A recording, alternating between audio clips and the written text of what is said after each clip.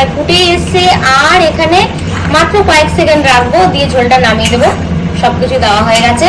আর ডিমের ঝোলটা দাঁড়াও 1 মিনিট, এখনই তোমরা দেখা বন্ধ করে দিও না, ঠিক আছে? ডিমের ঝোলটা কি দিয়ে খাবো? এই যে ভাত দিয়ে খাবো, ভাত না হলে হয় বাঙালি আমরা। পুরো আজকে দেখো রান্না করছি ডিমের ঝোল। এখানে ডিম আর আলুটা ভাজা হয়ে গেছে, তো আমি ডিমটাকে তুলে নিচ্ছি।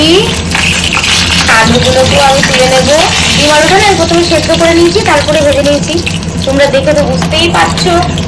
আর এরপরে খুব শর্টকাটে ডিমের ঝোলটা করবো, কারণ তোমরা তো জানোই যে যখন বাড়িতে কেউ থাকে না, আমি আর আমার বর থাকি, তখন আমি কিরকম শর্টকাটে রান্না করি। তো এই দেখো পেঁয়াজ কুচিটা জাস্ট দিয়ে দিয়েছি। আর জানো তো একদম প্লেনের মধ্যে করি তো, আর খেতে খারাপও হয় না। আর আমরা একটু সিম্পল খাওয়া দাওয়াগুলো বেশি ভালোবাসি, মানে এক তরকারি ভাত কি দুটোর বেশি পদ দিয়ে খেতে পারি না। তাই জন্য আজকে শুধু ডিমের ঝোল আছে, ডিমের ঝোল রান্না করবো।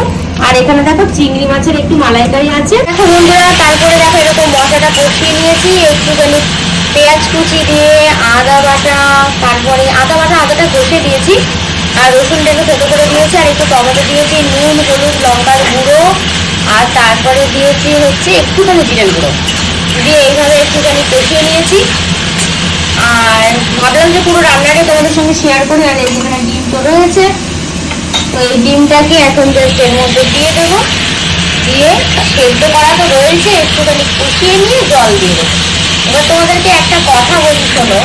আর এই যে বন্ধুরা, আমাদের দুজনের জন্য ডিমের ঝোল আজকে রেডি হয়ে গেছে। তো একজন আমাকে বলেছে খুব তেলে ঝালে রান্না খাও, সত্যি গো একটু তেলে ঝালে রান্না খাই, কারণ এক তরকারি দু তরকারি দিয়ে খাই তো একটুখানি ঝাল নুন তেল সবকিছু ঠিকঠাক না হলে ভাতটা খেতে পারি না।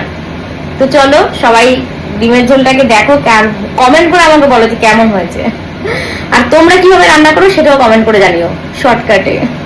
চলো টাটা।